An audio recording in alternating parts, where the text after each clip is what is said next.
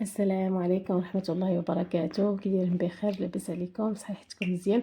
كنتمنى تكونوا كاملين بخير وعلى خير وانتم كتشاهدوا هذا فيديو جديد وقصه جديده. اليوم نحكي لكم قصه واحد التاجر اللي كان في واحد الحي. هذاك الحي كان هو الوحيد اللي فيه.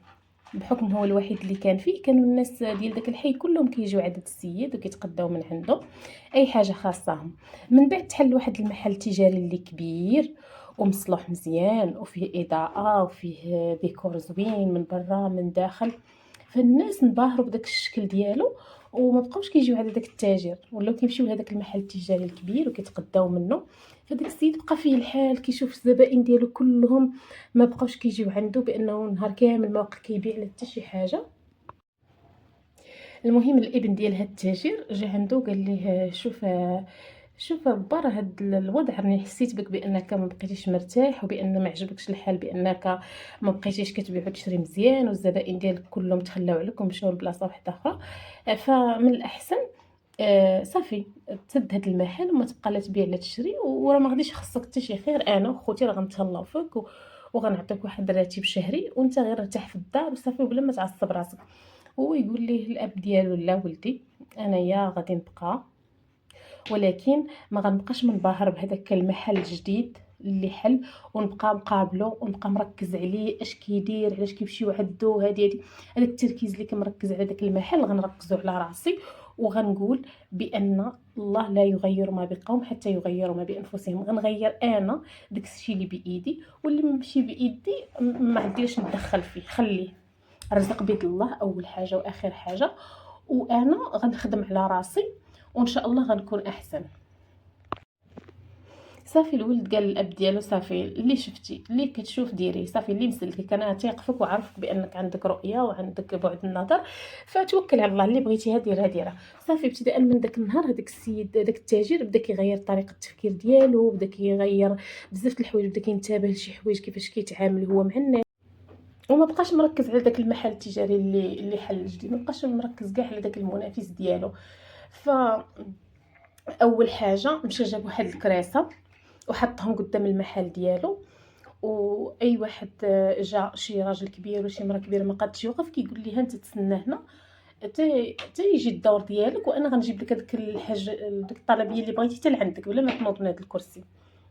وحاجه اخرى، بدا كيقول للناس اللي مثلا ما عندهمش الوقت باش يجيو يتقداو التقضيه ديالو، بدا كيقول لهم: راه بامكاني غير اتصلوا بيا وانا نجمع لكم الطلبيه ديالكم ونوصل لكم حتى للدار، غيكونوا عندكم كاع الدرجه هذا ماشي مشكل، انا غنسهل عليكم. ودار واحد الخابيه ودار فيها الماء وحطها مقابله مع المحل ديالو، حطها قدام المحل ديالو وكتب فيها: ماء صالح للشرب. للناس اللي بغاو يشرب الماء جاو كيتسنى الدور ديالو، ولا غير مار من تما وبغى يشرب كيشرب هذاك الماء. شنو دار عاوتاني؟ خدا بدل من المعامله ديالو، ولا ملي كيجي عنده شي واحد كيصغي ليه كتار، كيتصنت ليه كتار. المهم بدل من الطريقه ديال التعامل ديالو، ولا كيقرا كتوبه على التجاره، ولا كيشوف التجاره من المنظور الاسلام وكيفاش الاحاديث النبويه على التجاره، على المعاملات. اقرا كتوبه كيفاش التعامل التجاري، كيفاش التعامل الناجح، كيفاش يبيع كتار. المهم ثقف راسو من هذا الجانب. بدا كيتسنت البودكاستات، مهم بدا كينمي في ذاته يوم من بعد يوم، والزبائن كيلتمسوا هذه المعامله وكيلتمسوا هذا التطور وكيشوفوا كيفاش بانه ولا عنده واحد الوعي واحد اخر. والزبون اللي جا كيقول ليه: تبدلتي، ولا كيناقش معاه شي موضوع ما عمره ناقشوا معاه. المهم الناس بداو كيرجعوا تدريجيا، ما بقاوش كيف ما الاول كيمشيو على هذاك المحل التجاري الجديد، بداو كيرجعوا بشويه بشويه ملي شافوا هذه المعامله الطيبه اللينه وهذا الرفق في المعامله. كانت هي السبب باش ان الزبائن رجعوا لهذا التاجر. و القولة المشهورة: من لان نال، ومن ترفق توفق. خذوها مبدأ في حياتكم وغتكونوا بخير. شكرا لكم على حسن المتابعة، شكرا لكم على اللايكات ديالكم وعلى تعاليقكم الطيبة. شكرا للناس الفيديوهات السابقة على كل واحد خدا من وقته وكتب لي تعليق زوين. شكرا لكم بزاف على المشاهدات وعلى اللايكات وعلى التعاليق الطيبة وعلى مشاركة الفيديو.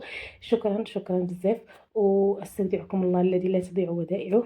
الى فيديو قادم ان شاء الله.